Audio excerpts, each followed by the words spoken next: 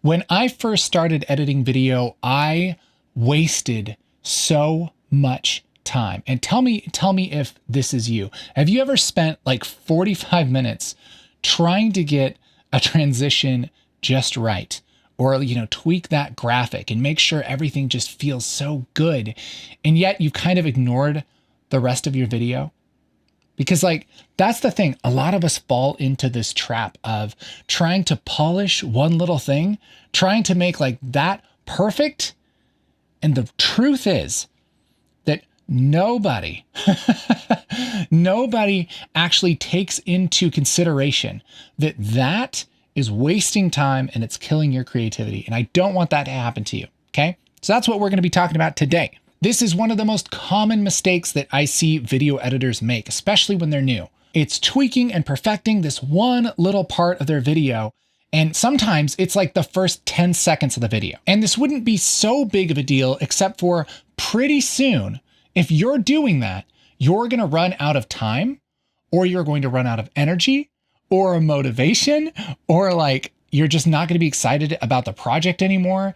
If you spend a bunch of time trying to perfect one little part, it gets in the way of actually finishing the video, which is one of the most important things that you can do as a creator, is actually create videos.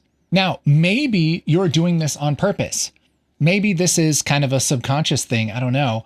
Sometimes, for me, I like to ignore the harder parts of the edit, the parts that don't seem so exciting, the parts that are maybe a little bit more challenging, but are still important. I see this all the time, especially when somebody gets excited about making graphics, in Fusion or After Effects or Blender or something. They learn some new technique or they watch some tutorial and they're really excited to make these graphics. And so they spend all this time making these graphics and they don't have any video to put it on.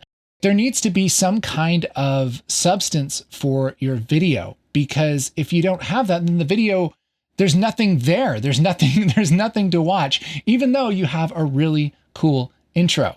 Now, I have done this.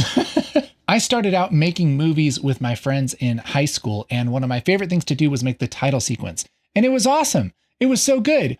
Also, the rest of the movie was terrible. It was so bad. There was no story. You couldn't hear anything. I mean, there were so many problems, but that intro was pretty cool. Perfecting the first part of your video, it feels safe.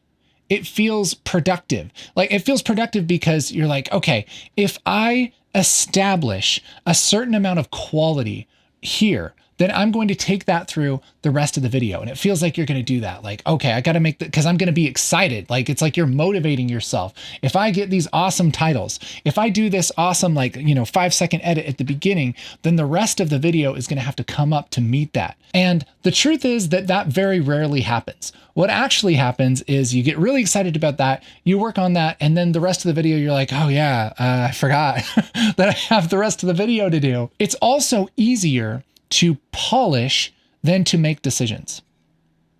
Think about this. How much easier is it to take something and just kind of tweak it and make it a little bit better than to really decide, okay, what needs to go in this video and what doesn't? What kind of B-roll do I need to go and find? And then going and finding the B-roll. For me, that takes a lot of time and a lot of energy.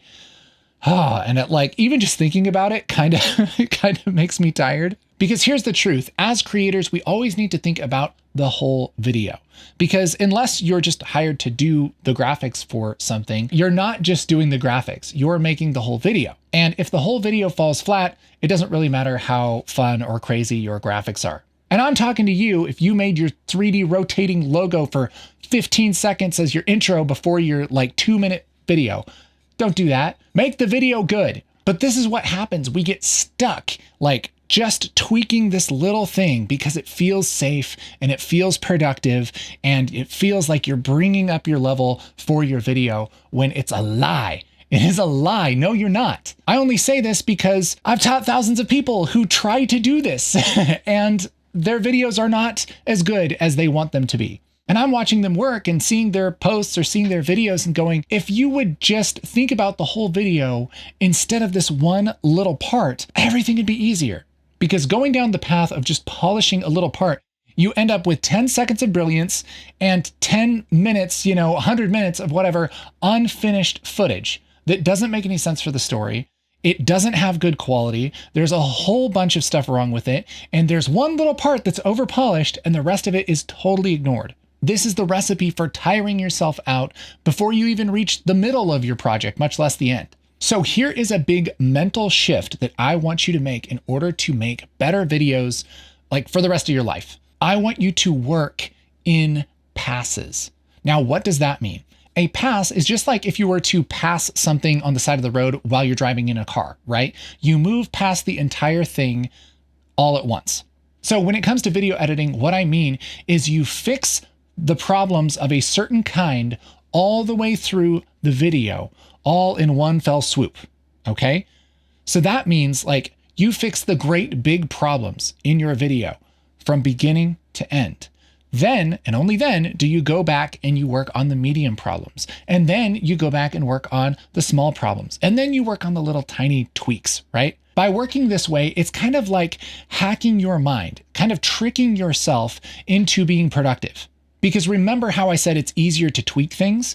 What we're really doing is going through the entire video and tweaking things, but we're starting with tweaking the big things and just changing the great big problems all the way through, then going back and just changing the medium problems. So what this looks like in a practical way is maybe going through and just picking the general shots that you want in your video, going through from beginning to end and just putting the big clips kind of in the right order. Those are the big problems. Anything that definitely 100% needs to be there. That's how you start. Because really the name of the game here is we want to get our video to a point where somebody can watch it and absorb the story, absorb the message that we're trying to say with the video as soon as humanly possible. There should never be a point in your workflow where the first 10 seconds is great and then the rest of it makes no sense. We're going to get this to a watchable thing, even if it's not that interesting, even if it's not polished, even if the timing is weird, even if the cuts aren't exactly right, even if the audio isn't quite right. Like you may have heard the term rough cut. We're making an extremely rough cut from beginning to end, and that's our very first thing we do. And I'm talking from beginning of the video all the way to the end. And the biggest thing you're going to run into here is you're going to want to perfect stuff. You're going to want to tweak stuff. You're going to want to get in there in the minutia and really just start to make those edits really great. Resist that. Start with the basics, the big honking problems, and fix those all the way through. Because as soon as you go through it once, even after the very first pass, if an emergency comes up, if you run out of time, if you run out of energy or motivation, you just don't want to do it anymore. At least you can take that timeline and render it out and somebody can watch it. And even if it's a little long, even if it's a little rough, it's a video that they could enjoy. And if you can get to that point as soon as possible, then it actually motivates you. That idea of being motivated by that, amazing 10-second intro and then the rest of it's going to be just as good. This is actually even more motivating because there's less work between you and a polished video than there is if you have a polished 10 seconds and the rest of it is junk. Because you can see the entire thing, the big picture, and you can see that you only have medium problems left. And then you can go through and fix the medium problems. Things like, oh, I want to use actually a different clip here. I think this part should be a little bit faster. This part should be a little bit slower. I should switch out the music here. The stuff that is kind of optional, but would really make a big difference in your video. That's what you do from the beginning to end. And then when you're done with that, man, you have a great looking video. I mean, you could render it and it would be okay. But if you have time and you still want to, you still feel like you're motivated and excited to do it, you can go through and start fixing the small problems. What if this cut were just a little bit different? What if this had a graphic pop up there? What if this had some other little thing? What if this were a montage instead of just one shot? You can go through and fix those little problems and just make things better from beginning to end. And then when you're like, you can easily render the video and people will love it and you'll be proud of it and it'll look good, that is when you go through and you perfect those graphics and you adjust that little transition and you tweak everything and you just make it beautiful. That's when you do that. Because then if you have 5 extra hours, you could spend 5 hours on that intro and the rest of the movie is already done. it already looks good. And so if you have to stop before you go through and bring everything up to that level, it still is really great. And what's really cool about this is that that same desire where you just want to tweak things and you don't want to make great big decisions, this allows you to just tweak the little things at the end, and you're always tweaking things. The only time you have a blank page, a blank timeline, is at the very, very beginning, and you run through that as fast as you can, okay? And then the rest is just massaging it, just moving it around, just making it a little better, a little better, a little better. What a great way to work, and nobody does it. Nobody does it. If you know a video editor, they probably don't do this. And that drives me crazy because it's such a smart way to work. And so this idea is practical, right? I mean, you need to use the tools and actually move things around, but the battle here is against perfection, all right? Perfectionism. It's against this idea of making every single thing perfect as you do it, because that's what absolutely kills this idea. It's what kills your videos. It's what kills your creativity and your productivity and your motivation and all of that stuff. Spending all that time being perfect. First of all, you're never going to be perfect. You can tweak that until the cows come home, and it's just never going to be good enough. I want to encourage you. Your main job as a creative person is to create. And the big thing that gets in the way of creating things is chasing perfection. So we need to practice perfection rejection, all right? It's snappy. You can remember that, all right? Replace make this perfect with make it done and then make it better later, all right? You've heard that phrase, done is better than perfect. It's true, all right? Perfect is not step one. In fact, it's not even really a step. Every step is make it a little better, make it a little better, make it a little better, make it a little better, okay? So if you find yourself sitting down to your edit and you're spending more than a few minutes, I mean, more than 5 or 6 minutes on one little part, you probably need to move on, okay? There are certain times where, you really need to do it, but like you can quickly get just obsessed and a little bit too kind of like narrow focused on one little thing. And instead, think about just going through the whole thing as fast as you can, because I promise you're going to have a better video faster when you do this.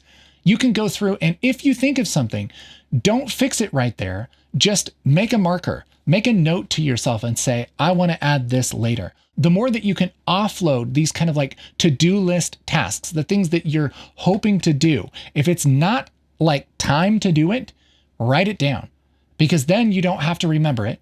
You're not going to forget it because it's written down, and you can come back to it later when it's an appropriate time to do that. What we're really building here is momentum. We can start messy and then tweak it because it gets you going. It's kind of like that physics thing, like an object at rest stays at rest and an object in motion tends to stay in motion. It's that. It's like when you can get yourself in motion, get yourself going, it's pretty easy to keep going. But if you're constantly just like stuck in one place and then you have to move to something else, it feels like a slog. And I don't want creativity to feel like a slog for you. So my encouragement for you today is to start editing this way, because when you do, you actually start to finish videos, you get more consistent quality, and you have the energy to actually finish and actually improve things because you're moving, right? You have that momentum. And what's really cool about this is you're giving yourself multiple chances to make your video better, right? You're not just trying to do it perfectly the first time. You're going through and making it better and better and better. And it's like a no stress way to work. One aspect of post-production that I see people constantly get stuck on is color grading. This is so easy to get stuck on that one little, tunnel vision thing, like fixing one shot and trying to make that shot work over and over again for weeks, and you've ignored the rest of your video. If that's you, if you feel stuck, I want you to come to our Simple Color Workflow Challenge. This is a 5-day live coaching event with me. You can get a VIP ticket and ask me questions about your projects. And together, we're going to work through discovering the best color workflow ever, which also happens to be a very simple workflow that anyone can do. It's easy and it's repeatable on any project, and you get professional results in, a fraction of the time. It's a lot of these concepts that we've been talking about just practically played out in the color page. and it's already been helping so many people. We had a student in our last challenge that's been taking forever to do color for their videos. And it's been this huge stressful sticking point for them. And I felt so bad for them, but they jumped into the challenge. And just like a couple days in, they were like, man, I can't believe how easy this is, how simple this is, and how inspired I am to actually color grade my videos and get them done. It's amazing and inspiring, and I want to invite you because I want you to think about color like this too. Your workflow for how you work is everything. So there is a link down in the description and you can sign up for the Simple Color Workflow Challenge. We start again very soon. I want to see you in there. All right. If there's something here that resonated with you, I want to hear your takeaways. Put them in the comments below. And next time you're editing and you catch yourself being stuck on one little detail, move on. Work in passes. Okay. Click that link in the description and I'll see you in the color challenge. Bye.